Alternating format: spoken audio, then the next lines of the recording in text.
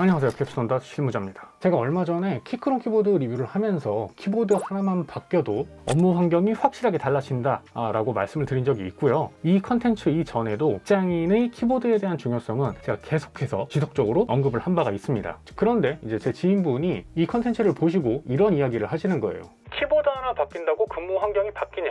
제가 이 이야기를 듣고 요거는 컨텐츠로 만들면 괜찮겠다 싶어서 이렇게 카메라를 켜고서 영상을 촬영하고 있습니다. 그래서 오늘은 키보드를 바꿈으로써 어떻게 근무 환경이 바뀌는지 그 내용을 다뤄볼까 합니다. 많은 분들이 공감하시겠지만 키보드는 스마트폰보다 우리 손에 훨씬 더 많이 닿는 사무용 물품입니다. 사용 빈도도 굉장히 높고요. 업무 자체가 안 되는 경우도 있습니다. 심지어 저는 키보드가 없으면 업무 자체가 불가능하다라고까지 생각하는 사람 중에 하나입니다. 마우스는 없어도 돼요. 왜냐하면 단축키만으로도 충분히 업무를 볼 수 있기 때문이죠. 약간 다른 얘기를 해보면 저는 행정병 출신이거든요. 근데 제가 군에 처음 딱 입대했을 적에 제 선임, 제 사수가 첫 번째 한 일이 마우스 선을 뽑고 키보드만 가지고 문서 작업을 하라는 거였어요. 진짜 그때 개고생했는데 손에 좀 익숙해지니까 그 이후에는 정말로 문서 작업을 할 때 키보드만 쓰고 마우스는 전혀 쓰지 않더라고요. 지금이야 직장 생활을 하다 보니까 이미지도 추가해야 되고 부득이하게 마우스를 써야 하는 상황들이 많이 발생하지만 지금도 여전히 저는 그때 익힌 단축키를 가지고 문서 작업을 계속 해나가고 있습니다.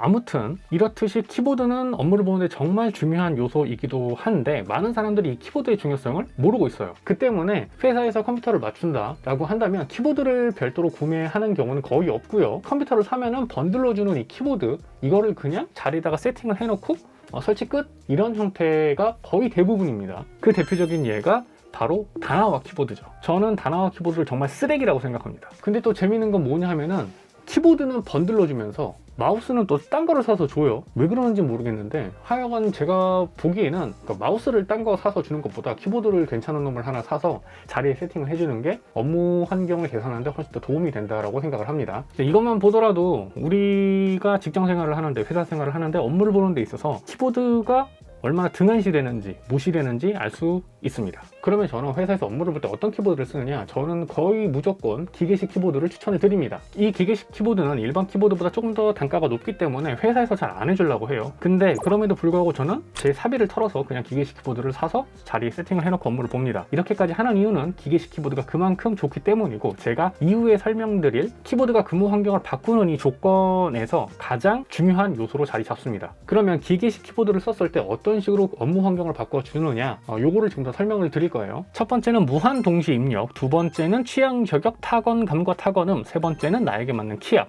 이 세 가지가 제가 뽑은 기계식 키보드의 장점입니다. 자, 그러면 하나씩 살펴보도록 할게요. 자, 우리가 기본적으로 사용하는 키보드들은 거의 다 멤브레인식 키보드예요. 이 멤브레인식 키보드는 경우에 따라서 요즘은 좀 아니긴 한데 제가 앞서 말씀드린 쓰레기 같다는 그 다나와 키보드 같은 경우에는 동시 키입력이 3개 이상 안 됩니다. 이 동시 키입력이 3개 이상 안 된다는 걸 뭘 의미를 하냐 하면은 포토샵을 한번 예로 들어볼게요. 웹용으로 저장 단축키가 컨트롤, 알트, 쉬프트, S거든요. 근데 동시 키입력이 3개밖에 안 되니까 이 웹용으로 저장이 안 되는 거예요. 그래서 마우스로 클릭해서 웹용으로 저장을 해야 되는 이 상황이 발생하는 거죠. 마우스를 추가로 한 번 더 사용을 해야 하기 때문에 굉장히 불편함도 있고요. 동시 키 입력이 안 되니까 이 외에도 다른 단축키들이 정상적으로 먹지 않을 수가 있습니다. 이거는 키보드를 사용하는 데 있어서 정말 비효율적인 거고 엄청 치명적인 단점이에요. 하지만 기계식 키보드는 무한 동시 키 입력이 가능합니다. 10개라고 한다면 10개 동시 키 입력도 가능해요. 그래서 단축키에 대한 제약이 없다는 거죠. 이거는 기계식 키보드가 멤브레인식 키보드 대비해서 가지는 가장 큰 장점이라고 저는 생각을 합니다. 자, 두 번째는 취향 저격과 타건음이에요. 사무실에서 사용할 적에는 청축과 같은, 그러니까 타건음이 굉장히 경쾌하고 큰 이러한 타건음을 가지고 있는 스위치의 키보드는 사용할 수가 없죠. 그래서 저는 저소음 적축을 추천을 하는데, 만약에 사무실이 아니라 집이나 혹은 나만의 작업실, 그러니까 주변 사람 눈치 볼 필요 없는 그런 공간에서 작업하는 키보드라고 한다면 진짜 100% 내 마음대로 내 취향에 맞는 타건 음을 가진 키보드를 구매를 해서 사용할 수가 있습니다. 이 매력적인 기계식 키보드의 소리는 묘하게 스트레스 해소를 해주기도 하고요. 타이핑 과정에서 즐거움도 선물해 줄 수가 있습니다. 물론 제가 앞서 말씀드렸듯 요거는 이제 주변 눈치를 좀 보긴 해야겠죠. 자, 그리고 타건감은 이 키보드를 타이핑하는 내내 묘한 만족감을 주기도 합니다. 타건감과 타건음은 우리가 키보드라는 거를 사용을 하게 되면서 묘한 스트레스 해소 그리고 만족감을 주기 때문에 업무를 보면서 발생하는 스트레스를 일부 감소시킬 수도 있다는 거죠. 이거는 감성적인 측면이긴 하지만 저는 이 부분도 굉장히 중요하다고 생각을 하기 때문에 제가 장점 리스트에 넣은 거고요. 자, 그리고 마지막 세 번째죠. 이게 제일 중요해요. 나에게 맞는 키압. 일단 기계식 키보드, 그러니까 이 기계식 키보드뿐만 아니라 모든 키보드에는 키압이라는 게 존재해요. 이 키압이 뭐냐 하면은 내가 키를 얼만큼의 힘으로 눌렀을 때 키가 입력이 되느냐, 요거를 의미를 합니다. 기계식 키보드의 키압은 스위치의 종류, 브랜드에 따라서 키압에 조금씩 차이가 있을 수는 있습니다. 하지만 우리가 일반적으로 사무실에서 사용할 수 있는 저소음 적축, 적축, 갈축 이 정도의 스위치에서 필요로 하는 키압은 보통 40g에서 50g 사이입니다. 이 키압이 전체적으로 멤브레인식보다는 좀 낮아요.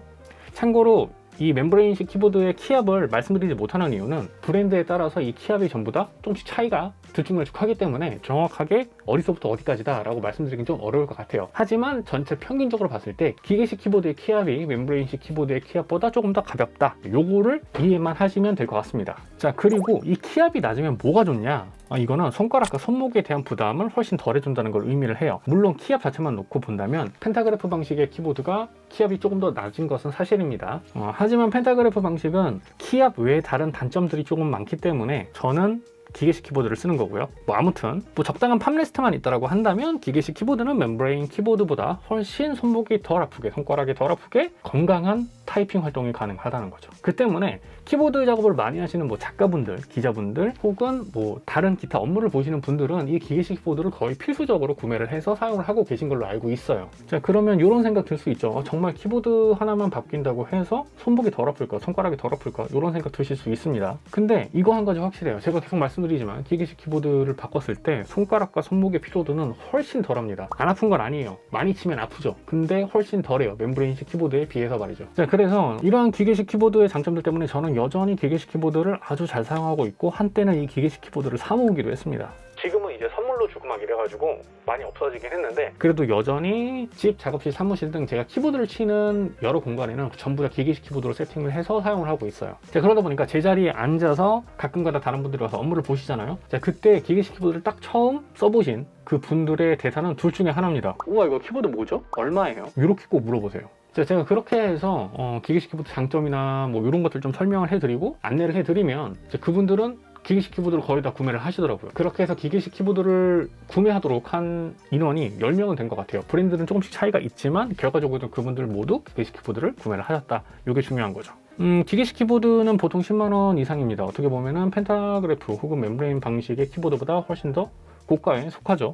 근데 요즘에는 기계식 키보드도 굉장히 대중화되었고, 가성비 기계식 키보드라는 이름으로 저렴한 제품들도 굉장히 많이 나오고 있는 추세입니다. 그러니까 기계식 키보드 한 번도 안 써보신 분들은 저한테 한번 속는 셈 치시고 꼭 기계식 키보드 하나 구매하셔서 저렴한 거라도 상관없어요. 사용 한번 해보시길 바랄게요. 진짜 업무나 근무 환경이 많이 달라집니다. 정말 좋아요. 오늘 영상은 여기까지고요. 지금까지, 그리고 앞으로도 저는 캡스톤 실무자입니다. 감사합니다.